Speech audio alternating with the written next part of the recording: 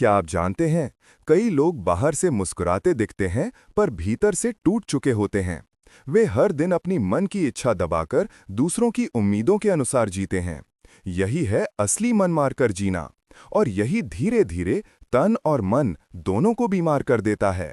जब मन की इच्छा से जीते हैं तो शरीर हल्का, नींद गहरी और ऊर्जा भरपूर रहती है। लेकिन जैसे ही मन की आवाज को दबाना शुरू करते हैं, वही ऊर्जा उलझकर सिर दर्द, थकान और बेचैनी में बदल जाती है। ये कोई कल्पना नहीं, बल्कि आज के दौर की सबसे बड़ी मनोदैहिक यानी साइकोसोमैटिक सच्चाई है। मन मारकर जीना दरअसल खुद के खिलाफ लगातार समझौता करना है।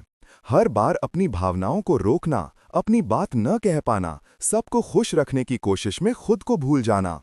कई बार हम सोचते हैं कि इससे रिश्ते टिके रहते हैं, पर सच्चाई ये है कि इसका बोझ भीतर गहराई में उतरता चला जाता है। शरीर वही दिखाता है जो मन छिपा नहीं पाता। सिर में दर्द, पेट में जलन, गैस, थकान या यौन कमजोरी, ये सब अंदर के दबाव के संकेत हैं। जितना ज्यादा मन दबेगा, उतना शरीर विरोध करेगा। होम्योपैथी के दृष्टिकोण से ये एक गंभीर लेकिन पूरी तरह समझने योग्य अवस्था है।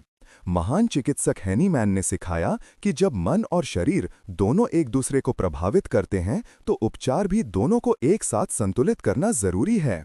ऐसी ही अवस्था के लिए सबसे प्रमुख औषधि है स्टेफिसेग्रिया। ये उन लोगों की दवा है जो लंबे समय से ना नहीं कह पा रहे हैं, जो बाहर से शांत पर भीतर से आहत हैं, जो अपमान, अन्याय या अस्वीकार झेल कर भी चुप रहते हैं, जो अपनी सच्ची भावनाओं को बोल नहीं पाते क्योंकि डरते हैं कि कोई नाराज ना हो जाए। स्टेफिसेग्रिया ऐसे व्यक्ति की मानसिक गांठ खोलती है जहां आत्मसम्मान और आत्मस्वीकृति दोनों बंधे हुए होते हैं। ये मन के भीतर दबी हुई पीड़ा, गुस्सा और अपूर्ण इच्छाओं को संतुलित करती है। धीरे धीरे व्यक्ति फिर से खुद को पहचानने लगता है। जो बातें वो कह नहीं पाता था, अब सहजता से कह पाता है। जो डर था वो विश्वास में बदलने लगता है, और जो अपराध बोध था वो आत्मसम्मान में रूपांतरित हो जाता है। इस औषधि का असर केवल मानसिक नहीं, बल्कि शारीरिक स्तर पर भी गहरा होता है। जब मन शांत होता है तो शरीर की प्रतिक्रियाएं भी बदलती हैं। सिर का दर्द घटने लगता है, पाचन सुधरता है, नींद नियमित होती है और ऊर्जा वापस लौटती है। कई मरीज कहते हैं कि जैसे भीतर कोई बोझ उतर गया हो। ये इसलिए होता है क्योंकि स्टेफिसेग्रिया भीतर के मौन आक्रोश को शांति में बदल देती है। होम्योपैथी की यही खूबसूरती है कि वो लक्षण नहीं, बल्कि व्यक्ति को देखती है। हर व्यक्ति की बीमारी उसके स्वभाव, भावनाओं और अनुभवों से जुड़ी होती है। जब दवा उस मनस्थिति से मेल खाती है तो शरीर खुद स्वस्थ होने लगता है। यही कारण है कि स्टेफिसेग्रिया को हम मानसिक औषधीय पुनर्जन्म यानी साइकोसोमैटिक रीबर्थ कह सकते हैं।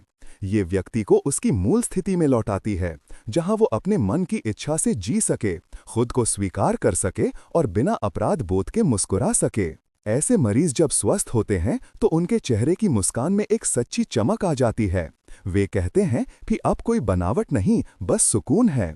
यही वो अवस्था है जहां मन की आज़ादी और शरीर का स्वास्थ्य एक साथ खिल उठते हैं। और यही असली उपचार है, जहां दवा केवल बीमारी नहीं, बल्कि जीवन की दिशा बदल देती है। सारांश ये कि मन की इच्छा से जीना कोई स्वार्थ नहीं, बल्कि स्वास्थ्य का आधार है। और जो लोग बार बार अपनी भावनाएं दबाते हैं, उनके लिए स्टेफिसेग्रिया सबसे प्रमुख औषधि है। लेकिन इसका सेवन हमेशा किसी अनुभवी होम्योपैथ की सलाह से ही करना चाहिए, ताकि सही दवाई, उसकी शक्ति और डोज का निर्धारण आपकी संपूर्ण मनोदैहिक स्थिति के अनुसार किया जा सके। जानकारी उपयोगी लगे तो लाइक, शेयर और सब्सक्राइब करें।